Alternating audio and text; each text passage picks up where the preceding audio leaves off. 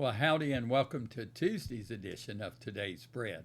Now, this week's discussion on the series Messages on the Old Testament is History is God's Story, but today's portion is God Creates Living Creatures. Now, the scripture reference Genesis 1, verses 24 through 31. Genesis not only pictures God creating our planet, but it also fulfilling it and filling it with life. Now in Genesis 1:24, he created life on the earth's land, including livestock, untamed animals, and insects that crawl along the ground. God took pleasure in his creation. You see it in verse 25. God saw the need for another type of creature to oversee his creation. So God created human beings. Now, unlike the other animals and the other creatures, God had made humans were created in God's image. Now, that's so important. That's verse 26. These verses give us a clear understanding of how life came into being, though. More importantly, they show us vital information about ourselves. God made us in his own likeness. This explains much about our nature. Unlike animals, we have a worshipful nature. This proves the truth of the Genesis account. We do indeed bear the image of our Creator. Understanding we were made in God's image should affect our complete thinking.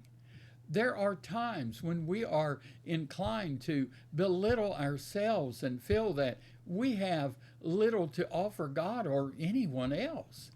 Yet God has created us in his own image and has thereby endowed us with the necessary talents, skills, and abilities to accomplish his will and purpose for our lives.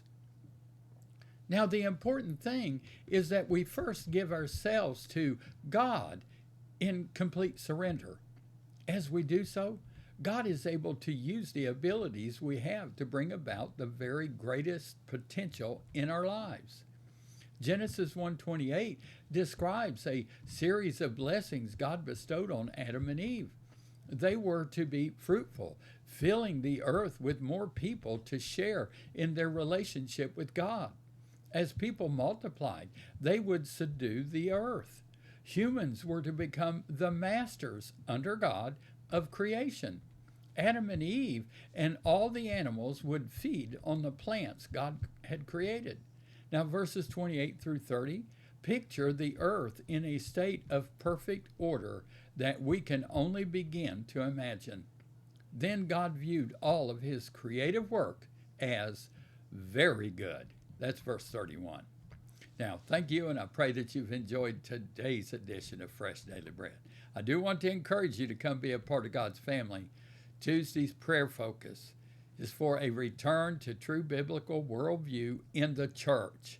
Pray for the church to fully embrace and obey the commands of the Lord, living according to his word in all things.